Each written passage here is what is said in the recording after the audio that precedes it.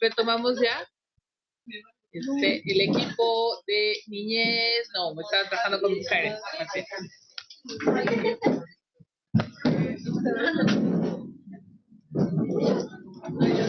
Bien, como este es un tema que da para discutir mucho porque ya vimos que estaban bien entretenidos en cada grupo, ¿no? Bien aguerridos. Así. Me imagino que en las sedes también se dieron discusiones interesantes. Entonces, pero también tenemos un tema que no queremos, una parte de la sesión no queremos dejar pasar, entonces pues vamos a ser un poquito estrictas con los tiempos. Entonces, vamos solo a elegir 2 participaciones por cada tema, porque si no, si pasamos las 18 espacios, no está de locura. Pero queremos proponerle a quien les tocó el tema de mujeres, que fue el primero, de mujeres víctimas de violencia sexual, 2 participaciones. A lo mejor aquí la de la sede, que ya vi que se apuntaron luego, ¿sí? Que puedan, ¿sí o no? Perfecto. Pero de las sedes que están, de quienes les tocó también el tema, que alguna diga yo. ¿Quién dijo yo primero? Por ahí en el chat, que quiera participar. No, nadie ha dicho. Nadie ha dicho yo. Bueno, alguien diga yo en las sedes. Pero si quieren comenzamos con la participación de aquí de la Ciudad de México y que nos puedan compartir las reflexiones. ¿Cuál era la cosa? Mujeres víctimas de violencia sexual. ¿Quieren que solo presentemos el modelo o toda la actividad así de la pregunta? Yo creo que exacto. Sí. 3 minutos. Sí. ¿Se puede? 3 minutos. Un poquito la reflexión y el modelo. El grupo de mujeres sobrevivientes de violencia sexual. Bueno, la discusión que tuvimos, el grupo era muy interdisciplinario. Tenemos gente de la Secretaría del Trabajo, de Sociedad Civil, ¿no? Que también trabaja con el DIF, de la Comisión de Derechos Humanos del Distrito Federal, consulta privada, ¿no? Una persona que hace terapia, consulta privada, PCR y ACNUR. Y bueno, en el primer punto lo que encontramos es que necesitamos hacer más vinculación con las instituciones para tener acceso a justicia y a asistencia institucional, ¿no? Tenemos también que... ¿Cuál era la segunda pregunta? La segunda pregunta es crear mecanismos. ¿Qué retos o dificultades? ¿Qué retos? Ajá. La parte de los retos son muchos, pero lo resumimos un poco así, ¿no? La ineficiencia de las instituciones, los tiempos, los recursos económicos y humanos. Ustedes saben que luego hay mucha rotación, ¿no? Tanto en la sociedad civil como en organismos internacionales o de gobierno. La capacitación, creemos que en este tipo de situaciones es muy importante tener recursos humanos capacitados y muchas veces las capacitaciones o no alcanzan para todos los equipos o no hay tantas como deberían de realizarse, y también que no hay una red consolidada. O sea, hay esfuerzos, se han estado haciendo muchos proyectos para consolidar una red o redes. Creemos que algo que podría funcionar serían redes regionales que se pudieran unir en una sola red nacional, pero también tengamos en cuenta que México es tan amplio, aunque queramos hacer como mucho trabajo en red, es complicado pues por las distancias, ¿no? Y demás. Los ajustes al modelo sería crear instrumentos con equipo de gente especializada, armonizar las normas existentes y adecuar las normas de operación. También está la parte de las múltiples vulnerabilidades a las que son expuestas las mujeres, ¿no? O sea, como ser mujer, ser migrante, la parte de no tener documentos, ¿no? Entonces, bueno, hay como muchas situaciones de vulnerabilidad a las que están expuestas. También pensábamos en la descentralización, porque luego todo sale de la Ciudad de México y es difícil la operatividad desde los estados, ¿no? Y también impulsar mecanismos de cuidado alternativos que tengan una atención integral. Ya cuando estamos trabajando en el modelo, justo pensábamos en los múltiples escenarios que podrían salir de una situación de una mujer sobreviviente de violencia sexual. Y por ejemplo pensábamos en puede ser una mujer que viene sola con un coyote, ¿no? Que viene sola con sus hijos, o que puede venir con su esposo y que si es violada, pues su familia, tanto los niños como el esposo o quienes vengan con ella, van a requerir también cierta atención, ¿no? Entonces ya nuestra ruta de atención básica sería, como primer punto, la identificación oportuna. La segunda sería contención. Bueno, aquí tenemos un poco una duda, pero luego pensamos que debe ser un modelo flexible, ¿no? Puede ser el segundo punto, proveer un espacio seguro para la mujer y sus hijos, o bueno, su esposo, si es que viene acompañada, y después la contención psicológica, o si viene en una situación como muy, muy, muy grave, que sea primero la contención psicológica y después buscarle el espacio seguro, ¿no?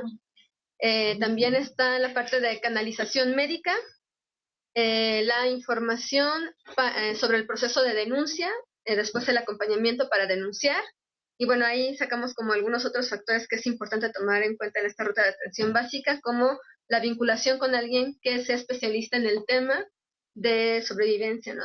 de situaciones de violencia sexual. También en esta parte de la ruta, ver si viene acompañada de hijos, de esposo, y dar también una atención integral a los miembros de la familia. Y bueno, tomamos en cuenta que este modelo debe ser muy flexible y que debe servir como un marco referente, porque evidentemente ningún caso es igual a otro. Entonces, sí creemos que es muy importante a la hora de hacer esta atención a los cuidados psicológicos de las personas, ¿no? Esta primera atención, tomar en cuenta justo lo que se nos ha dicho en el curso, ¿no? La forma de entrevistar, el tomarse el tiempo para conocer el caso, y también trabajar mucho en red, porque justo algo que cuando estamos platicando de cómo trabajamos desde nuestras instituciones, organizaciones o espacios de trabajo, no puedes hacer todo, ¿no? No tienes los recursos, y la idea sería poder hacer buenas canalizaciones en un trabajo en red fortalecido. Y bueno, creo que abarqué casi todo, no sé si compañeros. Bueno, yo agregaría con los grupos originarios, las mujeres que ni siquiera hablan español y que vienen en la ruta, que enfrentan doblemente la situación de una violencia sexual, aunada a la agresión, al hecho de no poder hablar ni siquiera el español, no poderse comunicar. Y bueno, todo esto requiere, por supuesto, de gente especializada, de una red de apoyo de verdad incondicional, institucional y de gobierno, para que esas mujeres realmente accedan a la justicia y a una rehabilitación como seres humanos, a respetar sus derechos humanos. Y bueno, esto sería básicamente, ¿no? Tener la canalización adecuada y oportuna y eficiente cuando se requiere, ¿no? En especial en estos grupos. Lo último. Sí. Algo importante que también surgió de nuestra discusión es la importancia de, durante toda esta ruta, enfatizarles la necesidad de que pueden denunciar, y que es un derecho la denuncia, porque muchas veces por las relaciones de poder que existen con las organizaciones, instituciones y la asistencia que se les da, pueden no querer denunciar. Entonces creemos que es importante hacer este empoderamiento de la denuncia. Y ya otra chiquita. También comentábamos lo importante que es en el proceso de escucha y contención no normalizar o naturalizar la violencia, ¿no? Bien, eso decíamos, ya lo dábamos por hecho, pero no, porque estamos en el diplomado, pero decíamos la importancia de que sea visible que no es algo natural. Esa naturalización, estarla como todo el tiempo mirando. Eso es un buen punto responsable, perdón. Disculpa, dentro de las recomendaciones que giran en torno al tema de y en cuanto al tema de mujeres indígenas, los instrumentos internacionales son muy difíciles. México tiene varias recomendaciones. Sobre todo establece parámetros en donde tiene la obligatoriedad las instancias de tener las personas idóneas para brindar la atención oportuna. Entonces, dentro de esa visión, el país no se ha fortalecido ni dado cumplimiento cabal a las diversas recomendaciones que existen en torno a ustedes. Y ahí pues tendríamos que hacer esa doble función, ¿no? De poder vigilar que esté dando cumplimiento a la autoridad, pero en este caso, cuando nosotros estamos enfrentados a esa población, ¿cómo podemos resolver? Y que a veces terminamos resolviendo más que la autoridad, pero pues tener como también estos mínimos, ¿no? ¿Quizá alguien de la sede quiera participar? Chicago. En Chicago, perfecto, los escuchamos.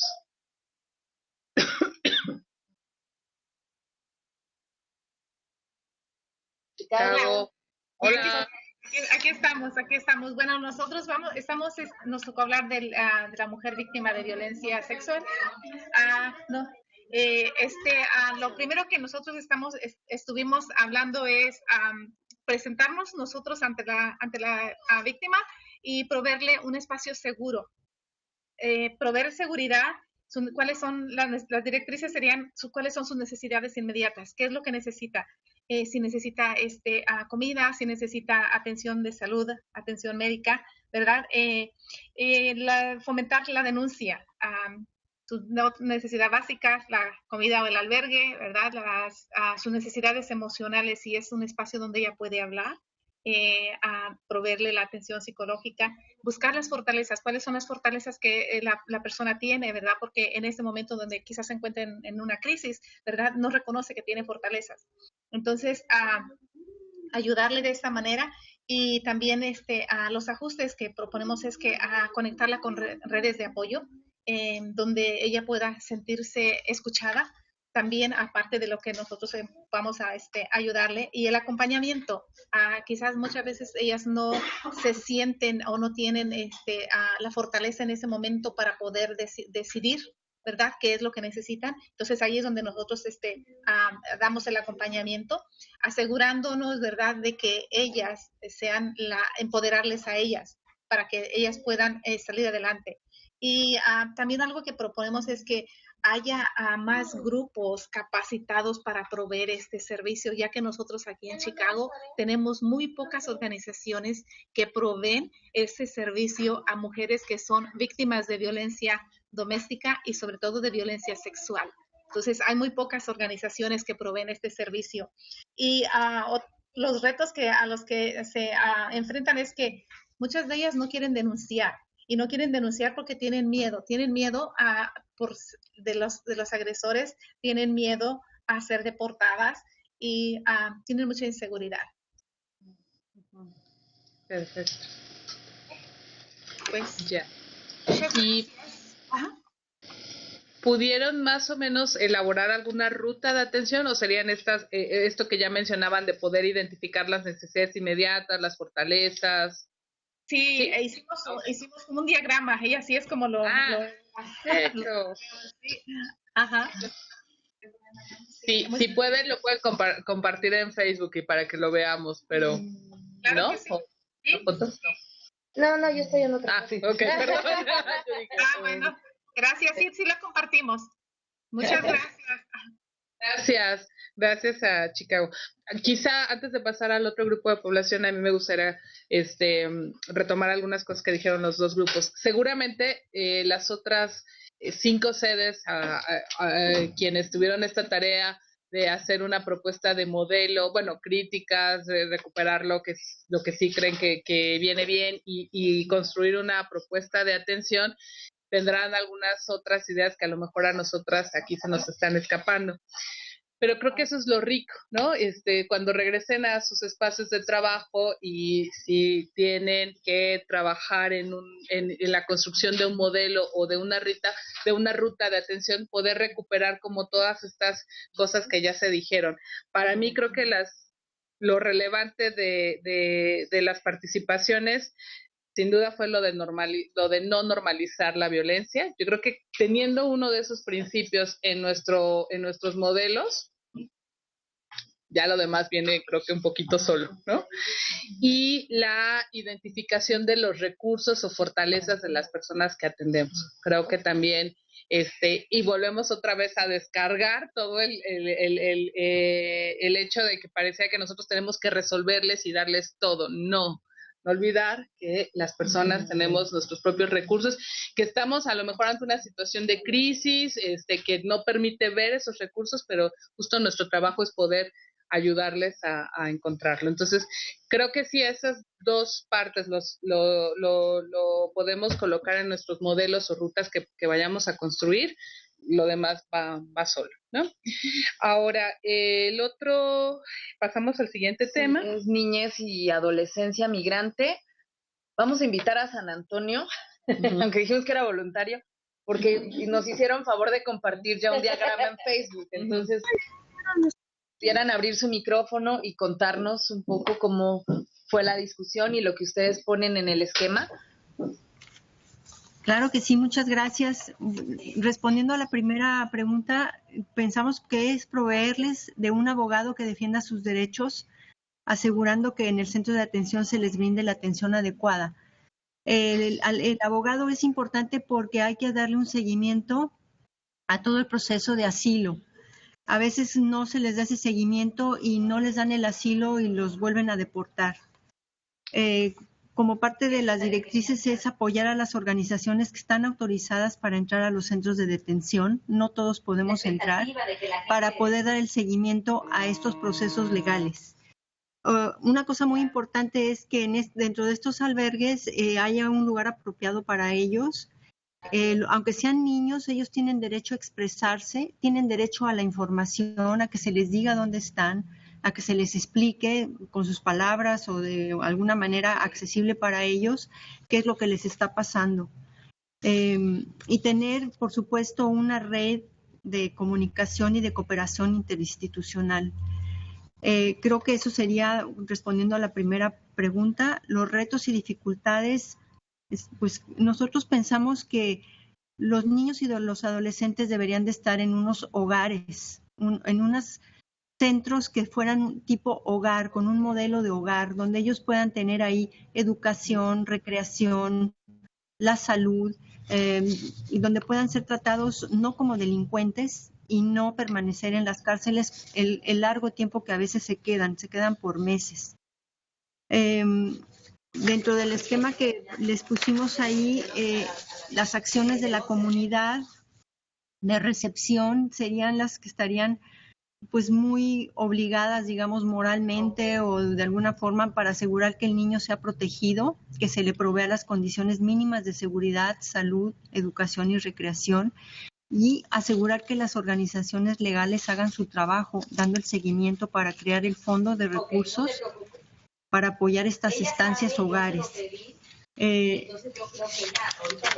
Después ya para la tercera, que serían los ajustes que se propondrían, pues sería crear una red de apoyo y tratar caso por caso, contar con personal capacitado para que otorguen los primeros auxilios psicológicos y buscar fondos necesarios para que se creen estos lugares que nosotros les llamamos hogares de guarda, como ustedes también lo propusieron, y pues hacer conciencia en la comunidad para que se promueva un cambio en la perspectiva política y en la perspectiva de la política migratoria para poder lograr un consenso donde se haga conciencia de que esta población es realmente la más sensible y la más vulnerable. Bueno, pues ahí no sé qué más quieran que les diga. ya veremos el ver la guía que se ¿verdad? No. A ver.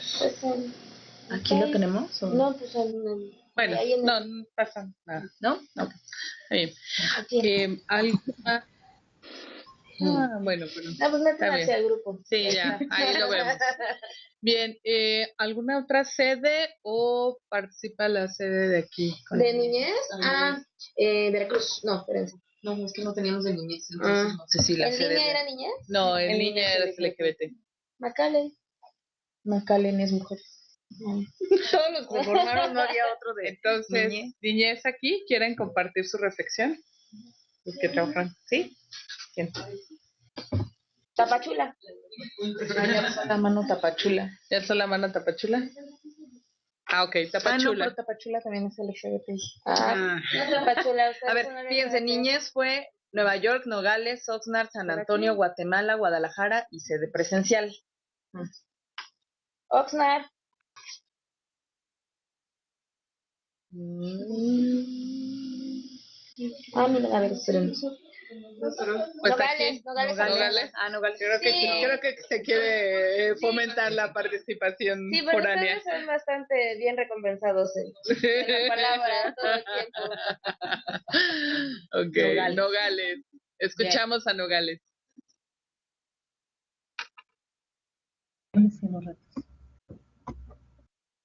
¿Nos escuchan? Sí. Las vemos bien. Hola, nuevamente. Bueno, las directrices que nosotros vimos aplicables, pues prácticamente son todas, ¿no? Aparte de lo que ya habíamos visto, de que tenemos que llevar a los niños a un lugar cómodo, que se sientan en confianza con nosotros y eso, veíamos en las directrices la protección de es la prioridad. Bueno, nosotros pues trabajamos en el consulado y en Grupo Beta, pues ambos son de protección, ambas somos del área de protección, entonces es nuestra prioridad siempre. En cuanto a la comunicación y cooperación, pues sí, es lo principal, ¿no? Tener una buena comunicación con el migrante menor o el niño no acompañado, para que podamos saber sus diferentes dificultades, sus diferentes necesidades y poderlo apoyar. El interés superior de la niñez, pues como lo dije, es nuestra prioridad. Y el compromiso con la búsqueda de familiares. Nosotros tenemos que trabajar con DIF y buscar a la familia. Bueno, ellos realmente se encargan de la búsqueda de la familia, pero sí, ese es el punto, de que el niño no se vaya solo. De hecho, no lo podemos dejar, a menos que llegue un familiar y que ese familiar pues lo pueda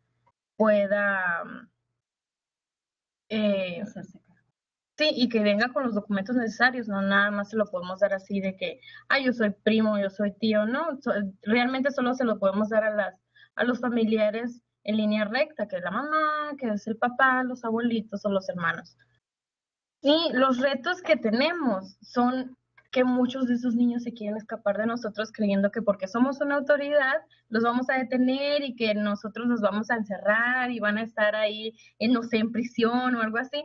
Pero no, pues ese es nuestro principal reto, hacerles ver que a pesar de que somos una autoridad o que somos una institución de gobierno, estamos para ayudarles a ellos y para protegerlos. Y igual, los retos comunes de siempre, de que a lo mejor nos está echando mentiras, de que nosotros, ellos pues no van a tener un documento donde nos va a decir su nombre, entonces tenemos que creer en ellos y esos son nuestros principales retos. Bueno, yo voy a continuar con la pregunta número 3, que son los ajustes que se proponen. En lo que es el proceso de esta recepción y canalización de los menores, de los niños o niñas y adolescentes, es cuando una vez que llegan al Sistema Nacional para el Desarrollo Integral de la Familia, el DIF, ¿ok? Digamos que el proceso de repatriación se llevó a cabo el día de hoy. El DIF es quien finalmente en México lo recibe porque no está acompañado por un adulto.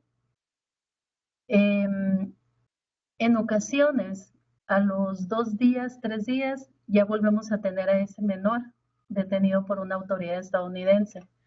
Entonces yo digo que uno de los ajustes que se deben de hacer es el proceso que se sigue ya en esta institución para que el menor sea reintegrado con los familiares. Porque si pues es entregado es llevado al seno familiar y finalmente este menor es reincidente en esta conducta o algo, pues yo creo que debería de ser un poco más exhaustivo el trabajo que se realice, del por qué se va a dar esa reintegración del menor con la familia. El organigrama lo estábamos trabajando en la computadora para enviarlo, pero lo puedo explicar brevemente. Cómo funciona el proceso de repatriación de esta población migrante. Pues número 1, o ya sea que se tenga la comunicación por parte de CBP, ICE o Patrulla Fronteriza, que es cuando se da la notificación consular. Personal consular acude a estas instalaciones o oficinas de las autoridades a entrevistarse con el menor. Se debe de aplicar un protocolo con el que se pueda identificar si esta persona se encuentra en esta situación porque está viendo probablemente violencia familiar o algún otro problema, ¿no? Entonces, número 1, se debe de descartar eso para que este niño pueda ser repatriado. Siguiente proceso, se debe de ser recibido ya en lo que es la línea fronteriza en representación del mismo personal consular por el área de repatriación humana del Instituto Nacional de Migración, quienes a su vez van a realizar una segunda entrevista para ser posteriormente llevado a lo que es las instalaciones del DIF, y ya del DIF se da la reintegración con la familia. Y siempre quien puede, hay dos procesos, puede venir un familiar a las oficinas del DIF, identificarse, presentar documentación que acredita el parentesco y que este menor pueda ser entregado, o cuando vienen de los estados del sur del país, que muchas veces no puede haber comunicación o es muy complicado económicamente también para los familiares venir a recoger al niño, niña o adolescente, entonces este es trasladado a la oficina de DIF más cercana a su domicilio donde se encuentran los familiares y que de esta manera ya finalmente pueda ser reintegrado a su seno familiar. Ok, muchas gracias por la participación. Yo rescato, sé que por aquí surgieron algunas dudas, pero ya sé por dónde va, pero no las voy a, creo que no les voy a, las hagamos sino más bien más adelante, porque no podemos hacer un diálogo que creo que no es el objetivo ahorita. Yo quiero rescatar de estas dos participaciones dos cosas. Uno es que los modelos para trabajar con niñez, con niños, niñas y adolescentes, tratar de desmenuzar el concepto de interés superior del niño, ¿no? Cómo cada quien lo entendemos, pero qué es exactamente lo que dicen los instrumentos que es. Hace poquito yo tomaba un diplomado también sobre psicología forense, niños, niñas y adolescentes, y algo que me ayudó a entender un poco más esto del concepto de interés superior del niño, y tiene que ver con qué a futuro le va a ayudar más o le puede perjudicar, ¿no? En esa lógica también habría que pensarlo. Y son muchas esferas, ¿no? ¿Qué le beneficia? ¿Qué le va a perjudicar? Que el niño pueda ser voz, pueda decir su voz de lo que opina. Obviamente no es lo mismo, no es poder entender la justa dimensión, ¿no? Obviamente si un niño de 5 años dice no quiero comer, no va a decir, no quiere comer, no va a dejar comer, ¿no? Obvio no. Pero sí se trata de poder escuchar, bueno, ¿por qué no quieres comer? O qué te gusta comer, y ver cómo podemos ir ahí, es un ejemplo a lo mejor muy tonto, pero que nos puede ayudar a entender cómo poder aplicar esto de interés superior del niño, y eso es importante que lo tengamos siempre en los modelos que vamos a construir, ¿no? ¿Qué es lo mejor y cómo puede afectar a su futuro? Y lo otro que rescato es la gestión de casos, es decir, cada caso es único y sobre todo con niños, niñas y adolescentes, porque no es lo mismo, y que ahí también tiene que tomarse de acuerdo a la edad de desarrollo. O sea, no es lo mismo, igual, otra vez, el ejemplo de un niño de 5 años que un adolescente de 12 o de 16, porque además también tiene que ver con su experiencia de vida. Hay chicos de 16, por ejemplo, me acuerdo mucho, hace un año atendí a un chico que de edad tenía 12 años. Físicamente podría parecer un niño de 12 años, pero en actitud era un chico de 20, ¿no? Hasta la forma de sentarse, la forma de dirigirse hacia mí, era un chico de 20. Aunque también cuando empezabas a hablar con él, si bien se manejaba como un chico de 20 años y podía decirte, mira, yo quiero esto y esto y el otro, cuando también veías un poquito ciertas cosas que todavía no estaban muy maduras también. Entonces, ¿cómo poder lidiar con la atención? Tomando en cuenta la edad del desarrollo, la experiencia de la historia de vida. Entonces creo que eso es algo que también debemos de contemplar en los modelos. Y en la gestión de casos, les voy a dar un comercial de Sin Fronteras. Vamos a sacar una guía justo para gestión de casos de niños, niñas y adolescentes no acompañados, sobre todo que estén en albergues, en donde tratamos de hablar de todos estos principios de atención psicosocial que hablamos en las 2 sesiones anteriores, aterrizadas ya en cosas muy concretitas en ese modelo, porque hemos estado trabajando con algunos casos de niños no acompañados que están en estaciones migratorias y que salen que son después canalizados a los albergues. Entonces esperamos que pueda ser útil, pero ya les estaremos avisando a través de las redes. Entonces creo que son de las cosas que podríamos resaltar en el modelo, ¿no? Interés superior, gestión de casos y la información o todas las acciones que vamos a hacer, vamos a dirigir de acuerdo a la edad. De acuerdo a la edad, creo que yo rescataría eso. Y ya nos vamos con el siguiente tema, que es el LGBTI, y ahí invitamos a Tapachula, que vi que estaba en disposición, si nos quiere contar. Tapachula, y hay una participación en línea. Ah, perfecto. Tapachula. ¿Sí nos escuchan? Sí. Sí, bien, buenas noches. Bueno, nuestra participación sobre la primer pregunta sobre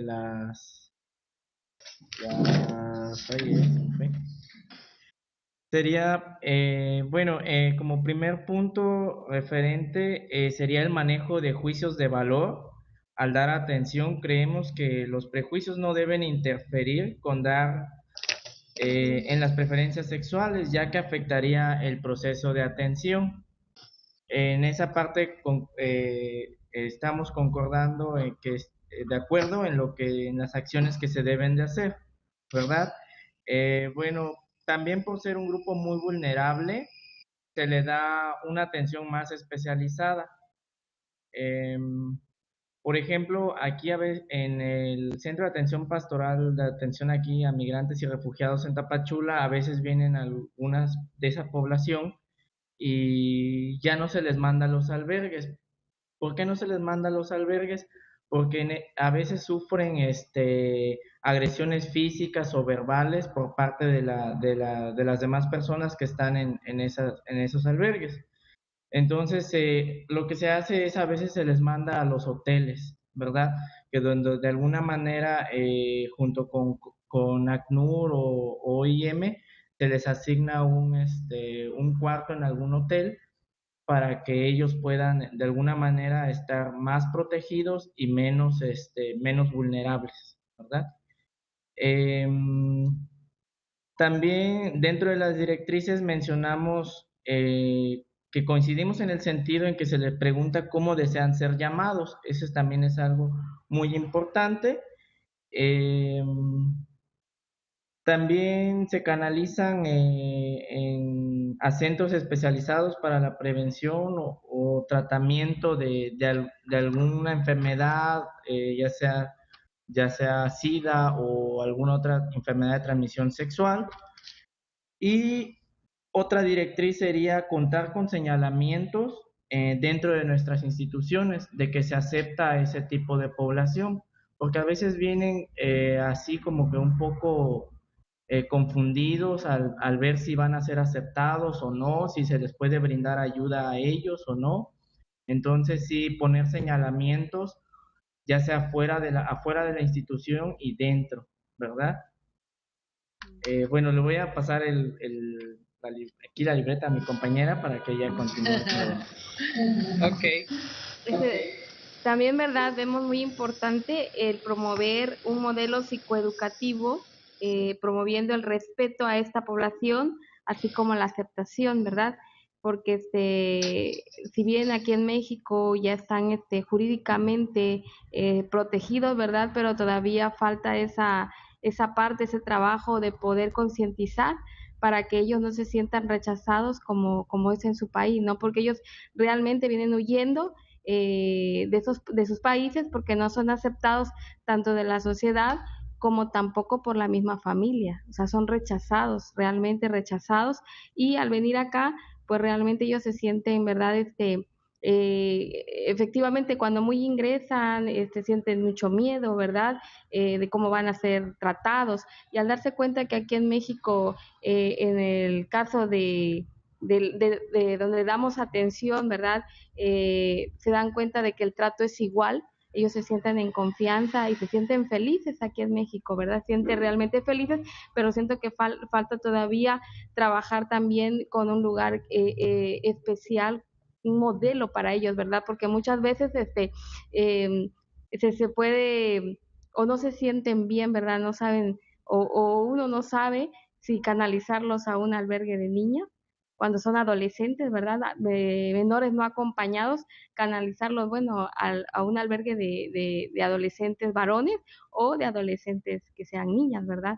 Ellos a veces no, o uno no puede identificar hacia dónde canalizarlos y sería bueno tener un modelo para ellos, ¿no?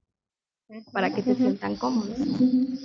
Perfecto, gracias. Pues esa es también de verdad es de trabajar en programas de inclusión social y capacitación constante al personal para poder brindar la ayuda, ¿verdad?, a este tipo de población, porque a veces no sabemos cómo tratarlos, cómo decirles, cómo llamarlos, ¿verdad? Porque sí es muy importante llamarlos como a ellos les gusta que les llamen. Así es. Claro. Muchas gracias, Tapachula. Una participación en línea, ¿verdad? ¿Pueden apagar su micrófono, por favor? Gracias. Ahí está. Ay, wow, eso. Bueno, presentarse de manera sencilla y amable, preguntando si está de acuerdo en que se le atienda hombre o mujer, siempre y cuando exista la posibilidad. Identificar una necesidad inmediata, ya sea ofreciéndole algo de tomar, un asiento más cómodo, si gusta que la entrevista sea en espacio cerrado, abierto, etcétera, para después pedirle datos generales. Luego evaluar los siguientes factores: cómo prefiere ser identificado, hombre, mujer, si está huyendo de su país, acá me he vuelto porque no alcanzo a leer hasta allá, si está huyendo de su país, si corre un riesgo inminente, si está pasando por una crisis o estrés, su respuesta física, si lo notamos incómodo con el entorno, si en el desarrollo del cuestionario detectamos que ha sufrido violaciones a sus derechos humanos y si ha recibido apoyo de alguna institución. Entonces, son los factores que proponen evaluar.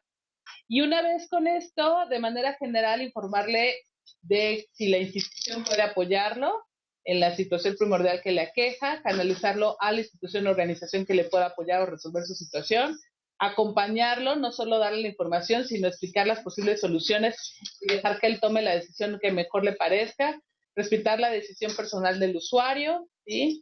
Y finalmente brindarle contactos de emergencia que le sean de utilidad y hacerle saber que puede realizar en caso de cualquier emergencia o duda posible. ¿No? Creo que tiene muchos de los elementos que discutimos y de los que se vieron ya en el modelo que proponía ACNUR.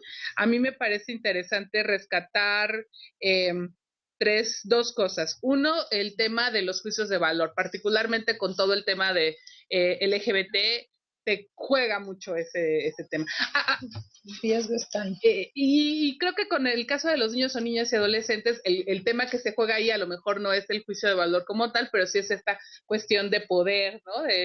La mirada adultocentrista, ¿no? Y en el caso de LGBT, pues más todos estos valores, que si es normal, si no es normal, toda esa discusión. Entonces creo que es un punto importante que los modelos de trabajo tienen que discutir, y sobre todo de la institución. Me gustó mucho como dice Tapachula, ¿no? Que la comunidad sepa que puede ser recibida en la institución, pero también puede pasar lo contrario, ¿no? Que la institución no quiera recibir a esa población, y también porque a lo mejor es una institución con cierto postura a lo mejor religiosa o cultural. Entonces, bueno, pues también ahí tenerlo muy claro. Y el otro es el modelo psicoeducativo. Creo que recoge muy bien también todo lo que hemos estado hablando. Yo pensaba que al final de cuenta, en esta población como en las otras, lo importante es escuchar a la persona, escuchar qué le pasa, que se sientan escuchados, qué le pasa, cuál es su opinión, cómo quiere ser llamado, incluso dónde quiere ser, por ejemplo, si tenemos la posibilidad de albergarlo, dónde quiere ser alojado, ¿no? O sea, en el área de mujeres, en el área de hombres, de manera sola, porque cada caso es distinto. Entonces, creo que es importante escucharlo. Pero también, y ahí es creo que lo que ocurre también en los albergues, también escuchar al resto de la población, porque muchas veces, pues ella, no sé, una persona trans puede decir yo me quedo en el área de mujeres, pero luego las mujeres también pueden sentir. Y ahí es donde entra el trabajo psicoeducativo, ¿no? Es de poder sensibilizar no solo a la institución, sino también a toda a la misma comunidad que participa de ese espacio, pues la recepción. Y el ser escuchados de alguna forma va ayudando otra vez a que la persona, cuando hablamos de que la mayoría de las personas que atendemos han sido víctimas de violencia, a recuperar poco a poco su dignidad, ¿no? Que podamos con este tipo de acciones a poder otra vez se sientan una persona con derechos, ¿no? Entonces, creo que son los puntos que tenemos de recuperar en el modelo de atención. Y estamos ya con un tiempo encima, entonces ya hoy no vamos a tener tiempo holgado de receso como la semana pasada, entonces pero les parece que tomemos 10 minutitos para que podamos refrescarnos y ya ir cerrando con la siguiente actividad que también va a estar un poquito intensa. Y una disculpa a las sedes que no pudieron participar. Sí. De verdad lo intenté, pero estas maestras la verdad es que son muy estrictas, entonces. No te estuve chillando y salí como 5 minutos. Entonces, perdón. Oye, la última clase, en el sentido de decir que la última clase vas a para el tema de la votación. Sí, claro. Yo no estoy muy de acuerdo en el sentido y leía yo que puede haber como se trate de hacer un porque el hecho de establecer un parámetro de esa naturaleza hay cierto parámetro discriminatorio. Entonces yo sí voy más de acuerdo en sensibilizar a la población en el sentido de que sean más asesorables estas personas y no existe un parámetro distintivo. Porque tú hiciste señalas un punto muy perdón, tal vez no me expliqué. No quise decir que hiciéramos una separación, más bien al contrario. Las personas preguntarles cómo quieren ser llamadas, dónde quieren ser ubicadas. Creo que a lo mejor no me expliqué bien, no, jamás como ubicarlos en uno y en otro, sino con esa posibilidad de que ellos decidan, ¿no? No, digo, es que es una población de entrada, es una población sí, es una población muy sensible. Ajá. Pero entonces yo creo que aquí es importante trabajar bajo esa visión por el tipo de población que es. Porque hay que tener mucho cuidado y hay que tener un manejo muy sutil, porque si no pueden caer en un tema discriminatorio. Es a lo que yo me refiero. Claro. No, muchas gracias por la precisión, si no lo aclaré bien. Entonces, ¿les parece que tomemos 10 minutitos, así muy estrictos, y ya regresamos para el cierre? Voy a, necesito llevarle la como la mejor. ¿En serio? El parquímetro me he aprendido. Claro. Y sobre todo trabajando necesitas buscar la manera de liberar.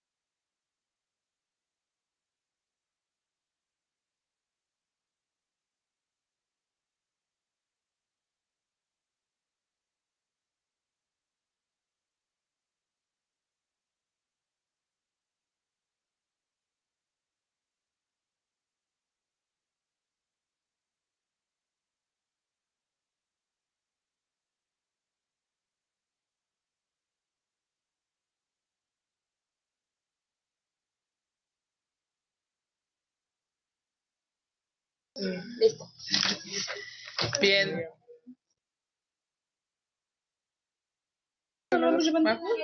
Quería ver la tablita que les pusimos a ellos.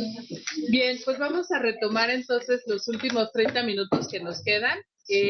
Teníamos realmente planeado hacer otro ejercicio, pero ya no nos va a dar tiempo, entonces nos vamos directamente a algunas recomendaciones. Queríamos retomar el ejercicio que quedó como una de las tareas virtuales, pero yo creo que nos vamos a ir directamente a las recomendaciones, ¿no?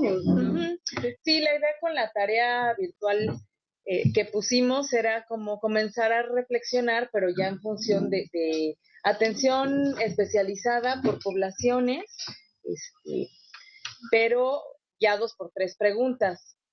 No sé si tuvieron la oportunidad de hacer el ejercicio, una tablita que estaba con población de niños y niñas, adolescentes, personas de la tercera edad, mujeres, personas indígenas, posibles refugiados, víctimas de violencia sexual, víctimas de tortura y malos tratos, personas con posible afectación mental o trastorno psiquiátrico, personas con alguna discapacidad física, y otro grupo del que pocas veces hablamos, pero que estoy segura que siempre nos vamos encontrando por ahí en nuestras atenciones, que es cuando tenemos posibles agresores o victimarios, ¿no?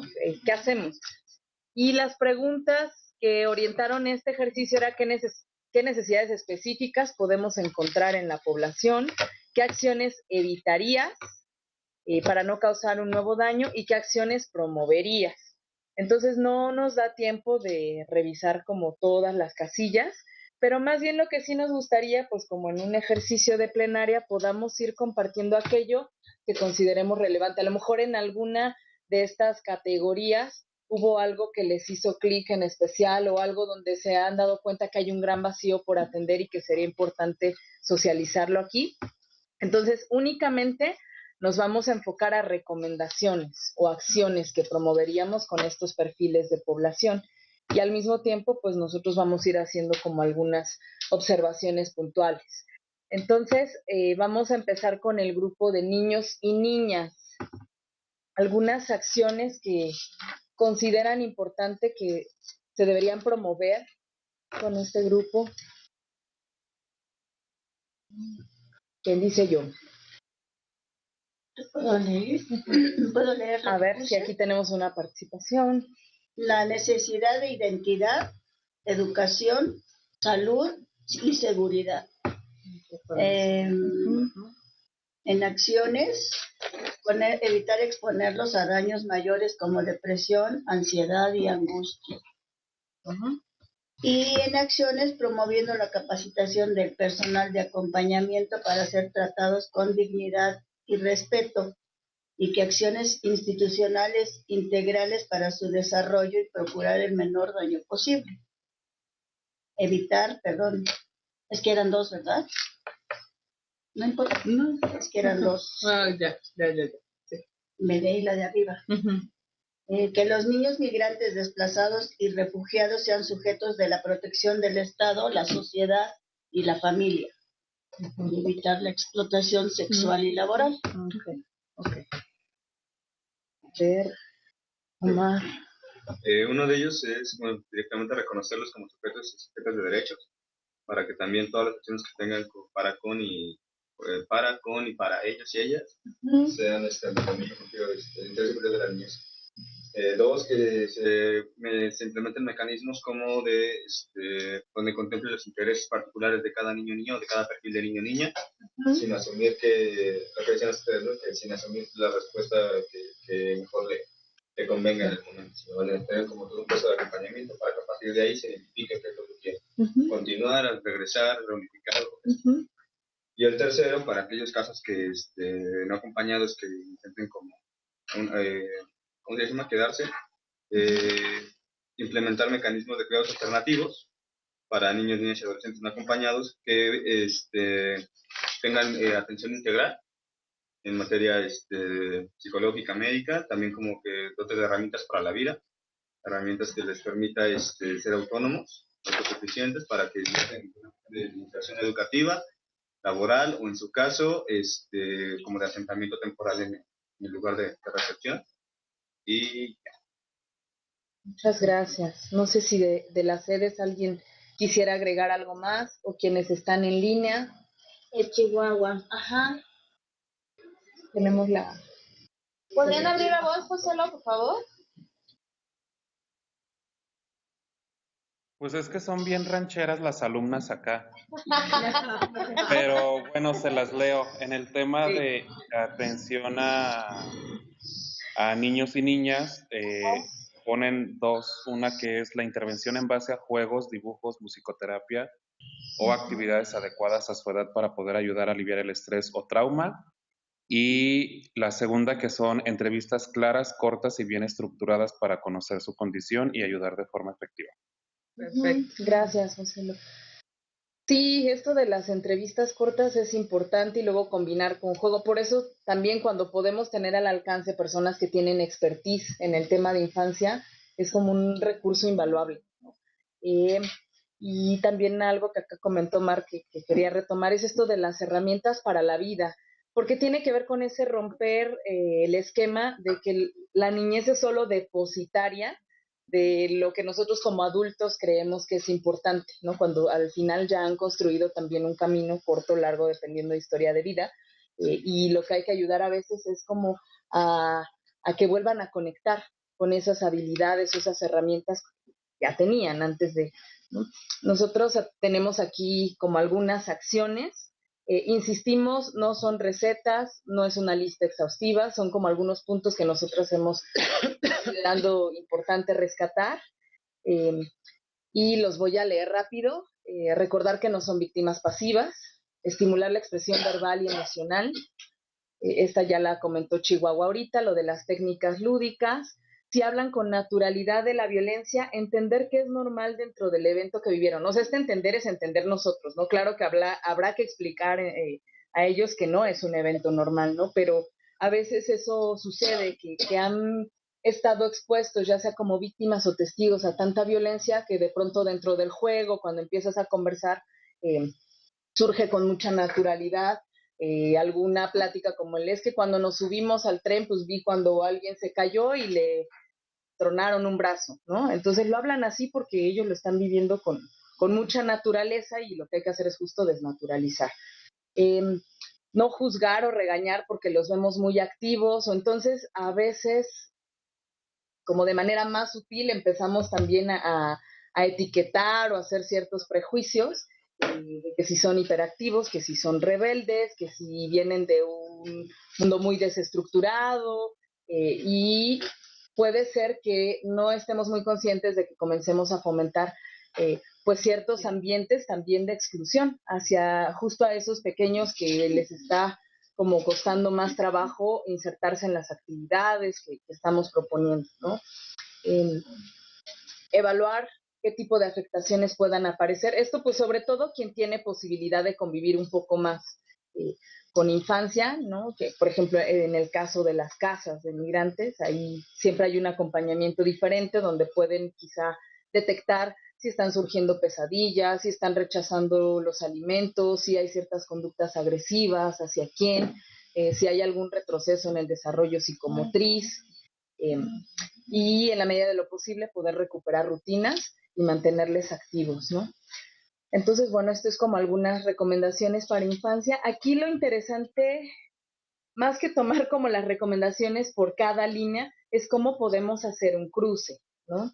Es una tabla muy simple, es bidimensional. Aquí tendríamos que tener como un modelo multidimensional que nos permita hacer esta identificación, en especial para a lo mejor una niña que ha sido víctima de violencia y que a lo mejor viene de una comunidad indígena. Y otra vez insisto, no quiere decir que son vulnerabilidades sumativas, sino que van a ser un cruce especial de una situación que coloca a esa persona en desventaja, ¿no? Entonces ahí es donde es muy interesante cuando podemos hacer ese ejercicio, porque incluso a veces hablamos de niñez migrante en general, pero poco reparamos en qué implica tener enfrente un niño, qué implica tener a una niña, hasta dónde hacemos también actos inconscientes donde vamos desvalorando unos, o generalmente a las niñas, ¿no? En referencia a lo mejor de un niño. Bueno, aquí ya vimos que hay técnicas muy claras y muy buenas para abordar esos temas, el juego, el dibujo, aquí lo vimos bien, ¿no? De hecho, que todas esas son técnicas para ver qué es lo que está pensando el niño a la hora de dibujar, a la hora de construir algo con sus manos, o de, nosotros los psicólogos le llamamos pruebas proyectivas, en donde el niño se nos va a decir muchísimo de lo que piensa y de lo que ha pasado, de lo que está viviendo. Entonces yo sugiero eso, ¿no? Son técnicas extraordinarias, realmente los pueden orientar, no necesariamente tienen que ser profesionales, únicamente estudiarlos con mucha calma y ver que sí se pueden aplicar. Hay cosas muy sencillas, la terapia de juego, de hecho, así se llama, terapia de juego, y hay cantidad de libros y literatura al respecto. Gracias. Considero otro elemento importante, el lenguaje. Por supuesto, Entonces, es bien importante porque hay que acoplarlo a la edad del niño o del niño, ¿sí? Porque también es tan importante, porque influyen muchos factores, ¿no? El ambiente, el entorno, las situaciones, la silencio, todo viene interconectado. Y el lenguaje es uno de los factores de revisión más importantes que van a conllevar la aplicabilidad de estos elementos. Y retomando un poco lo que comenta la compañera del lenguaje, es sí, cómo nos comunicamos con ellos de manera que sea comprensible a su edad de desarrollo, y también siempre preguntar también qué están entendiendo los niños, niñas por algún tema, ¿no? Y no irnos desde nuestra idea, darlo por hecho, sino a ver, ¿y qué quieres decir con esto? ¿A qué te refieres con tal cosa? Entonces también para poder ubicar entonces y mejorar esta comunicación, ¿no? Y además ahorita la intervención me hizo pensar que otra vez una cosa es como el lenguaje por edad, y luego se cruza con el otro tema que tiene que ver con que si eres población originaria, o que incluso quienes hablamos español no compartimos los mismos códigos, y aquí quienes trabajan con centroamericanas y centroamericanos lo saben, ¿no? Entonces, pues eso también hay que tener esas pausas, y de repente el niño está diciendo que el cipote y el maje, o sea, nosotros también preguntar como a qué se está refiriendo, ¿no? Es como de ida y vuelta. Sí. Hay algo que yo quiero agregar, que igual no lo puse en mi tabla, pero ahorita lo estaba pensando mucho. No olvidar que pues, los niños siempre van a ser niños, ¿no? Y muchas veces queremos que entiendan que están personas están en un albergue, en un proceso para que van a ser reconocidos, para que sean reconocidos sus papás. Muchas veces, o sea, en un albergue en Huehuetoca, por ejemplo, me gustó mucho que tienen muchos peluchitos, ¿no? Y les dicen, y nos dijeron, cuando llegan niños, se quiere llevar uno que se lo lleven, ¿no? Y hay unos grandísimos, no se los pueden llevar porque los papás van cargando. Pero creo que es importante como fomentar, o sea, es importante fomentar que compartan, pero también el hecho de que pues un niño siempre va a querer un juguetito, algo, un dulce, muchas veces como que queremos tratarlos como, que entiendan como los adultos, ¿no? Que bueno, que no se puede. Entiendo esta parte, pero creo que es importante no olvidarnos de eso, ¿no? Que quieren jugar, que quieren gritar, y tal vez luego tanta imposición de reglas, pues nos olvida que necesitan espacios lúdicos. Y que incluso ahí, como sumando a lo que comenta ella, el juego siempre es una estrategia básica para poder llegar a cualquier contenido que queremos obtener, ¿no? O sea, porque si queremos un contexto como ya de cuál fue la historia del trayecto, cuál fue como las violencias que identificó, a través de juegos se puede perfectamente llegar a eso, sin necesariamente el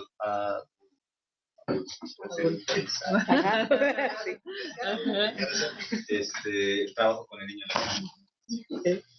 Hay otro punto que considero también importante. En este contexto, de lo que estamos hablando es la no imposición, porque los adultos piensan que por ser un menor se debe de acoplar a la disposición del adulto, cuando el propio adulto tiene que reconocer que el niño, por el solo hecho de serlo, por ser persona, tiene derechos. Entonces no es imponer, quiero que hagas esto o quiero que... No, también hay que tomar el punto de vista del menor. Claro, de eso que hemos estado hablando. Sí, también. Y vamos a ir limitando un poco las participaciones, porque no nos va a dar tiempo. Ya son 7:15. Con adolescentes, a lo mejor alguna participación por ahí. Una. Vamos a tener que ir con una por grupo, ¿no? Si no, en línea tampoco. Venga, yo quería invitarle. Pues no, nadie quiere. No, nos vamos directo, pero nos vamos para ir avanzando. Creo que nos vamos a ir directo. No se ve. Aquí como lo que nosotros hemos puesto es recordar que están en un proceso de construcción de su identidad adulta y eso puede hacer que haya de repente como ciertas variaciones, ¿no? De repente se pueden posicionar muy adultos, de repente pueden volver como un poco más a etapa de niñez y nosotros somos quienes tenemos que entender esa dinámica. No juzgar la rebeldía, sino buscar formas alternativas de acercamiento para generar confianza, que es un poco esto que mencionó también ahorita la compañera de la no imposición. Evaluar si existieran posibles situaciones en que han sido víctimas o victimarios. Evaluar necesidades e intereses en el caso de que viajan solos, por ejemplo, la toma de decisiones, pues en quién recae, ¿no? Y pues esa para nosotros pues es como una de las más importantes a veces, entender que nuestro papel no es reeducar, sino facilitar la resolución de problemas muy concretos en un tiempo y en un espacio limitado. Porque a veces nos puede generar mucha angustia que vemos que venía sin acompañar, que está muy pequeño a nuestro juicio y casi quisiéramos que adoptarle, ¿no? Entonces hay que entender que nuestra intervención es muy limitada. Y con los adolescentes, con los niños, niñas, pero también con los adolescentes, sobre todo, es que ellos participen de manera más activa en la toma de decisiones, ¿no? O sea, de que se le pueda informar y que ellos también puedan ir diciendo mucho más, justo por ese momento de desarrollo en el que se encuentran y con la historia de vida que muchas de ellas ya tienen, ¿sí? Uh-huh. Con personas de la tercera edad a veces ocurre algo parecido, ¿no? Irónicamente, porque tendemos otra vez a infantilizar y a imponer el criterio que creemos conveniente para ellos. Entonces, evaluar capacidades cognitivas y afectivas, estado de salud, si tienen algún tipo de red social y evitar la remarginalización, porque también es como un grupo que suele estar muy expuesto al olvido, por ejemplo. Y respetar la toma de decisiones. Creo que las voy a leer todas y a lo mejor nos da como la pauta al final solo de alguno que quisieran retomar y hacer algún comentario. Uh-huh. En el caso de mujeres, alguna sugerencia sería, tendré que aplicar en realidad para todos, facilitar espacios de expresión emocional, promover la realización de tareas cotidianas, de oficio, de entretenimiento. Y lo pusimos porque ocurre muchas veces que hay mujeres que viajan con hijos o están embarazadas y que a lo mejor los varones es más común que salgan a trabajar o a buscar como alguna alternativa para la subsistencia, pero al menos en las casas de migrantes lo que hemos atestiguado es que muchas veces se quedan en los espacios y no tienen muchas alternativas, ¿no? Entonces va en ese sentido la recomendación. Evaluar la presencia de algún posible enganchador o coyote o tratante que le pueda acompañar. Garantizar el acceso a enseres básicos de higiene femenina. En el caso de mujeres embarazadas, indagar deseos y cuál sería el plan de acción con respecto al embarazo. A veces llegan sin saber que están embarazadas, a veces embarazaron en el camino, en fin, ¿no? Si es un embarazo deseado o no deseado, si hay una familia que acompaña este proceso o no la hay, si la persona está esperando que ese bebé o esa bebé nazca aquí o quiere que nazca en otro lugar. A veces ya vienen como muy encarreradas y resulta que cuando se enteran que están embarazadas toman la decisión de regresar, por ejemplo, ¿no? En fin, hay como muchas posibilidades. Y también hay que agregar, que creo que no lo mencionamos al principio, es, por ejemplo, si una mujer desea, también creo que es importante que en el espacio, en la organización, en la institución que en la que estamos trabajando, cómo vamos a tratar ese tema, ¿no? Porque también tiene que ver con muchas veces juicios o bueno, es que los de línea no te escuchan ahí, entonces bueno, ya dije. Pues ya dijeron que no, pero ahorita le voy a dar la palabra a Macaulay. Perdón, hay otro punto que es bien importante, es el reconocimiento de los derechos sexuales y reproductivos. Claro. Entonces va enfocado a esa visión si bien es cierto, las mujeres, sobre todo en el trance migratorio, son víctimas de, muchas veces también hay una falta de reconocimiento a sus derechos sexuales. Perdón, voy a limitar la participación porque habíamos dicho que no, pero sí, nada más como recuperar, creo que la mayoría de las personas que estamos aquí estamos conscientes de esos derechos, sin embargo, no olvidar que muchas veces nuestros espacios de trabajo se cruzan con a lo mejor una postura religiosa, biológica, y que entonces ahí es cómo le hacemos para poder respetar esos derechos, pero que muchas veces también es desde la postura de la organización, ¿no? Sí, y que es un tema que hace rato comentábamos con una compañera, y que a veces a lo mejor dentro de la institución, o si la institución no tiene tanta flexibilidad para promover todas las alternativas que deberían estar disponibles para la persona, al menos podamos tener como a dónde canalizarla, donde sí pueda recibir estos otros y ya nada servicios. Más, por último, es fomentar el empoderamiento de la propia mujer. Claro. Bien. Grupo LGBTI. ¿Quieres ahí? Hay algunas acciones que también recomendamos es identificar nuestros juicios de valor y actitudes, lo que ya hemos estado hablando, negativas o positivas, hacia personas con orientación sexual e identificación de género no heterosexual. Preguntar a la persona cómo prefiere que la llamemos, que era algo que ya habíamos estado hablando. Evaluar posible persecución, violencia antes y durante el viaje en el lugar de llegada. Es decir, que podría acceder a derechos por ser refugiado o víctima en México. Creo que esas son de las preguntas que nos tenemos que hacer también cuando atendemos a esta población. Y en la identificación de necesidades, evitar tomar acciones de acuerdo a lo que creemos que es mejor para la persona. Pues lo que hablábamos hace rato, ¿no? No olvidar que la característica de este grupo es la diversidad, por lo que es mejor siempre indagar los intereses, ¿no? En el alojamiento, en algún otro tipo de atención. Sí, por eso ya lo discutimos antes. Y aquí nada más ponemos el ejemplo. A veces cuando tenemos con nosotros una persona que pueda ser, ya no digamos una mujer trans, sino quizá un hombre homosexual, y demos por hecho que estaría mejor si duerme con mujeres, ¿no? Nosotros hemos visto que a veces quieren dormir con hombres. O sea, obviamente hay muchos factores que analizar, ¿no? En términos de la seguridad que el mismo espacio puede proveer, pero sin olvidar que tenemos que tomar en cuenta también la opinión de la persona. Familias. En el caso, aquí pusimos familias que viajan juntas. Evaluar la posibilidad real de que se trate de una misma familia, porque a veces puede ocurrir que digan que son familias y en realidad pues vienen con quien les engancha, ¿no? Creo que ese es el caso del niño que fue pues asesinado, ¿no? Hace poquito en Tabasco, ¿no? Que pues aparentemente venía con papá y mamá, pero resultó que no, que más bien eran los traficantes con quienes venía, y bueno, creo que este es un caso, por eso es importante también saber, ¿no? No sé si lo escucharon. Y en el sentido de ser posible entrevistar por separado a los miembros, ¿no? Eso siempre está en discusión. Los entrevistamos juntos porque son familias separados. Nosotros decimos separados porque justo te va a permitir hacer una identificación de este tipo. Evaluar la pertinencia de alojarlos juntos o separados, ya con base a esa identificación de necesidades. Con frecuencia hay familias que viven dinámicas de violencia que atestiguamos mientras viajan a su país de destino. Entonces eso nos pone otro reto, ¿no? ¿Qué papel jugamos ante una familia que evidentemente está mostrando una dinámica de violencia ante nuestros ojos?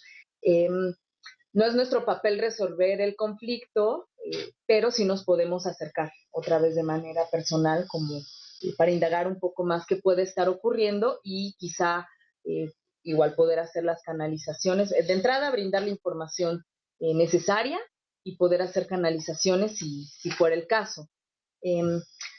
Indagar si hay otros miembros de la familia que pudieran apoyar a los planes del grupo, porque a veces también asumimos que todas estas migraciones viajan en aislado, ¿no? Y hemos olvidado que la migración históricamente se ha caracterizado también por tejer redes transnacionales muy fuertes, redes comunitarias. Cuando arrancamos de la sesión el día de hoy, que una de las sesiones dijo, ¿somos la tierra recuperada? ¿O cómo fue? ¿No?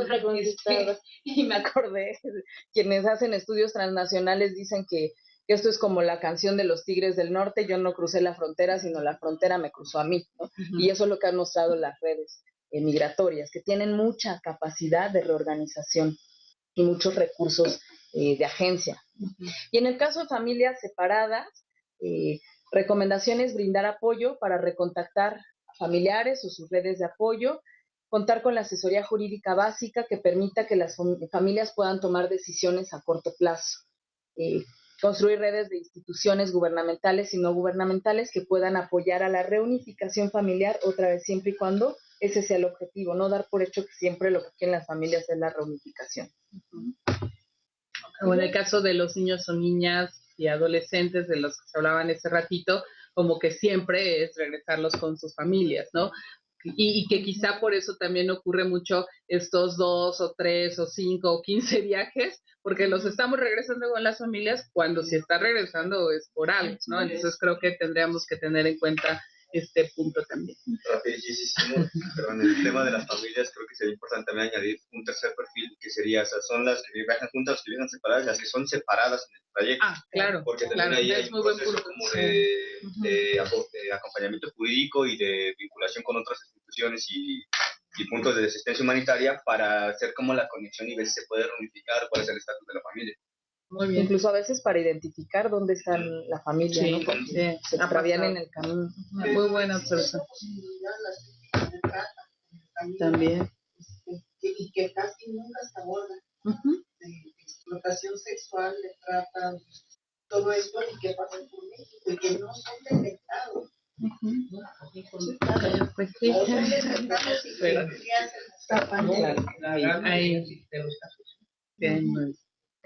Posibles indígenas, me voy rápido, evitar marginalización o por el contrario idealización, pero ocurre con todas las poblaciones, ¿no?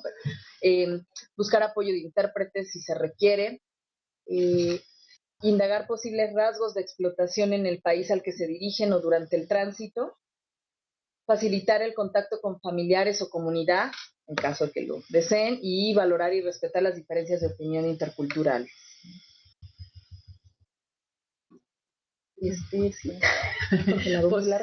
Posibles refugiados o refugiadas, proveer la satisfacción de necesidades básicas como alimentación, descanso, aseo, ropa, bueno, y eso es también en otras poblaciones, facilitar la comunicación con apoyo de intérpretes si fuera necesario, considerar posibles bloqueos comunicacionales debido a las diferencias interculturales, idioma, tradiciones, creencias religiosas, de género, de edad, políticas, etcétera, ¿no? Que era un poco también lo que hablábamos en la sesión anterior.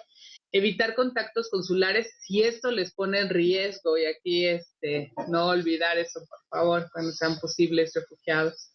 Evaluar posibles situaciones de riesgo físico en el contexto geográfico actual, ¿no? Por ejemplo, creo que es muy común, y Tapachula por ahí no me dejará mentir, ¿no? Muchos de los solicitantes de asilo, refugiados que viven en Tapachula, que son guatemaltecos, salvadoreños, no sé, de Centroamérica, están ahí, pero a veces nos han llegado, hemos tenido conocimiento de casos que se vienen hasta acá a la Ciudad de México porque están en mayor riesgo estando ahí, porque la frontera, justo por ser tan permeable, pues los pone más en riesgo porque se están encontrando a sus persecutores, ¿sí? Ofrecer información sobre el proceso de asilo en México y respetar la decisión de la persona también. Nos ha ocurrido que a veces nosotros vemos que es un paraguas mucho más amplio el tema, la protección internacional, que puedan solicitar asilo, pero hay personas que dicen no, porque eso implicaría a lo mejor no volver más a mi país, y entonces, no sé, o algunas otras, o el tiempo, ¿no? Si están en detención, por ejemplo. Contar con rutas de canalización y acompañamiento con las instituciones responsables, bueno, en este caso Comal, MEM, la CNUR, ¿no? Si es que nosotros requerimos de más información, y acompañar la inserción en el país de acogida. Recordar que aquí también, pues muchas veces la persona refugiada no es que haya querido venir hasta acá, sino fue todavía más forzado, y entonces pues requiere de mucho más orientación en estos procesos de integración. Sí, incluso hablando emocionalmente, sí hay una diferencia en cómo se vive ese proceso de adaptación a la sociedad de acogida, que alguien que estaba en tránsito y a lo mejor decidió, un poco forzado por las condiciones estructurales o políticas, decidió quedarse, o alguien que sí tenía la intención de venir, ¿no? Sí, es muy diferente el proceso de adaptación. Nada más un punto. Nada más que también no hay que olvidar que para este grupo poblacional es bien importante el no retorno. ¿Por qué? Porque la diferencia que hace de un migrante a un refugiado es que el migrante sí puede retornar con facilidad a su lugar de origen y el refugiado no. Y eso es lo que también hay que tomar en consideración como un punto bien medular. Que se conecta un poco lo que decía Caro de tener cautela, de llamar inmediatamente al consulado, ¿no? Claro. Sería contradictorio. Con víctimas de violencia sexual, ya lo dijimos, lo vamos a recapitular pronto. Sí, para que no tengan que... abordar aspectos generales que preocupan a las personas antes de ir directamente al relato de violencia. Evitar dirigirse a la persona como la víctima, la violada. Puede parecer absurdo, pero de verdad lo hemos puesto ahí porque lo hemos escuchado.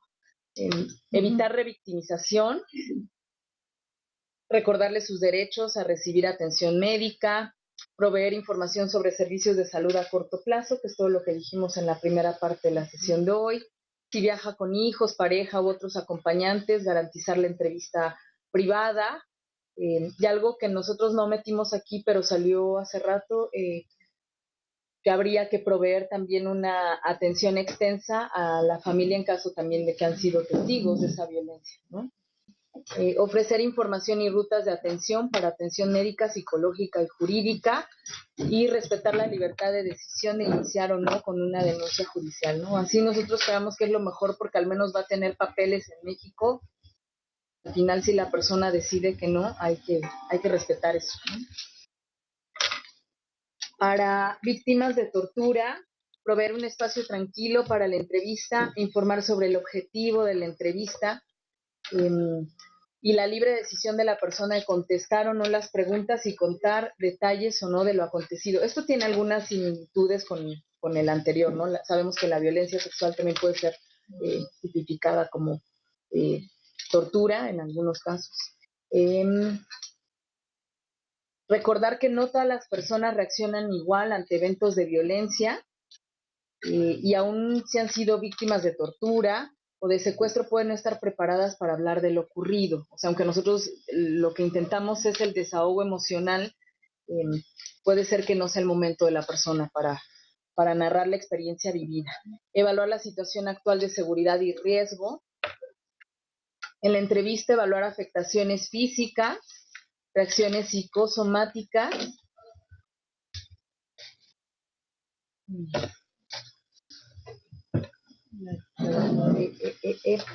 afectaciones psicológicas, ruptura en la red social, etcétera. Ofrecer información y rutas de atención y devolver a las personas el poder de decidir sobre su propia vida. Sí. Hay otro grupo de población que también nos pone en un reto cuando estamos atendiendo, es cuando estamos ante alguna persona que tiene un posible trastorno mental. Aquí nos estamos refiriendo más bien a aquellas personas que comúnmente, digo, no es el término correcto, pero que comúnmente llamamos que no están bien, que están fuera de realidad, que están locas, ¿no? Entonces, no es el término correcto, pero es como para poder entender, ¿no? El tema. Y aquí lo importante es la observación, es evaluar el lenguaje corporal, es decir, muchas veces estas personas las podemos identificar a veces por la forma en cómo nos miran, a veces si está perdida o enfocada en cierto punto, si hay, pareciera que alguien que está escuchando voces, ¿no? Por ejemplo, que estén sin sentidos, o que al contrario, hay personas que no es que estén escuchando, no están alucinando, no están viendo o escuchando nada, pero sí pueden estar demasiado alertas, ¿no? De blur, exceso de movilidad, sudoración, evaluar qué tanto están siendo muy descuidados de su aspecto personal, ropa, objetos que llevan consigo a todas partes, evaluar también el discurso y contexto sociopolítico. A veces son personas que están con muchísima preparación y formación, ¿no? Pero que ya cuando tú los escuchas un poquito más, puede ser que lo que están narrando, aunque tenga mucho conocimiento, no necesariamente corresponde a la realidad. Por ejemplo, a veces en la organización atendemos a muchas personas que vienen de países en donde los sistemas de justicia puedan ser mucho más claros, justos, por decirlo de alguna manera, ¿no? Y entonces vienen y piden asilo aquí en México o hablan de que fueron víctimas de violaciones a sus derechos humanos. Entonces, como que eso ya te hace dudar un poquito, ¿no? No estamos diciendo que no pase, solo que pues no checa, ¿no?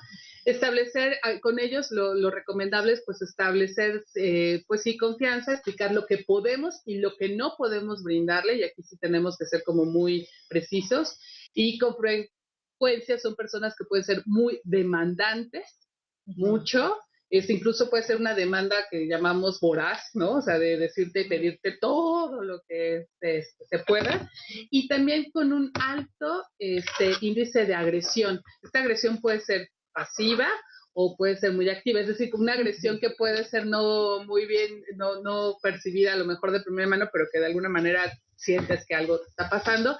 Y ahí tenemos que ser como muy, muy cuidadosos de cómo nos vamos a dirigir con este grupo de población. Ahí pues son muchas veces pocas las posibilidades que tenemos, las que podemos hacer, como buscar a lo mejor recontactar con familiares, si es que nos puede o nos quiere dar información, buscar vínculos con instituciones de salud mental a las que se puedan canalizar, y bueno, básicamente no son muy pocas lo que podemos hacer con este grupo de población, ¿no? Pero bueno. Ya vamos corriendo. Como ya estamos pasadas de tiempo, solo con personas con discapacidad, solo quiero rescatar la posibilidad de tener pues la vinculación con instituciones como Cruz Roja, ¿no? Que tienen programas especializados para la atención de discapacitados, y también el poder evitar actitudes de compasión, ¿no? Porque esta es una población en particular que puede generar mucho eso, y que puede sentir también como una falta de respeto hacia su persona, ¿no? Les vamos a compartir el documento, y el último grupo que pusimos era el de victimarios o posibles agresores.